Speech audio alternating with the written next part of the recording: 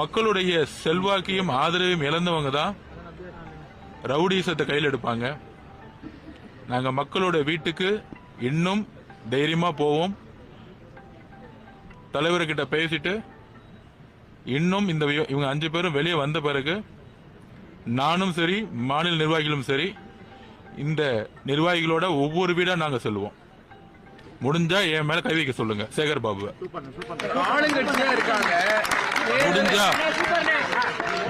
முடிஞ்சா சேகர் பாபுவை என் சட்ட மேல கை வைக்க சொல்லுங்க. நாங்க ரொம்ப அமைதியா அறவழியில இருக்கிறோம். ரொம்ப அமைதியா அறவழியில வீட்டுக்கு வீடு போயிட்டு இருக்கோம்.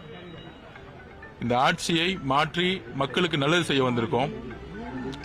ஆனா திருப்பியும் கை வச்சா அண்ணன் சேகர் பாபு அவர்களே, இளைஞர் படை வந்து உங்க வீடு தேடி வரும். அதை மட்டும் மறந்துடாதீங்க. அகிம்சை வழியில தேர்தல் என்ன நாங்க வந்து இந்த தேர்தல் சொல்லுவோம்.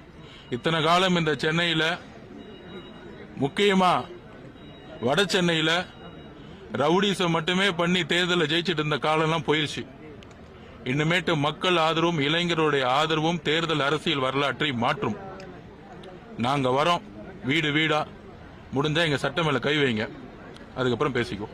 ஆளுங்கட்சியா இருக்காங்க, நிர்வாகிகள் எல்லாரையும் போய் நீங்க தொடர்ந்து வாட்ச் பண்ண முடியாது. இப்படி இருக்கக்கூடிய நேரத்தில் அமைச்சர்கள் இது மாதிரி தாக்குறதை எப்படி சார் எதிர்கொள்ள போறீங்க? அவங்க தாக்கட்டுமே. இந்த மாதிரி தாக்கி நாங்க அடி வாங்கி மக்களோட ஆதரவு எங்களுக்கு ஆட்டோமேட்டிக்கா வரும். ஒரு கர்ப்பிணி பெண்ணை சேகர் பாபு கையை வச்சு பெண்களுக்கான ஆட்சியின் முதலமைச்சர் சொல்லிட்டு இருக்காரு. ஒரு கர்ப்பிணி பெண்ணை அடிச்சு இன்னைக்கு ஹாஸ்பிட்டல் படுக்க வச்சிருக்காருன்னா முதலமைச்சர் இதுக்கு என்ன பதில் சொல்லணும்?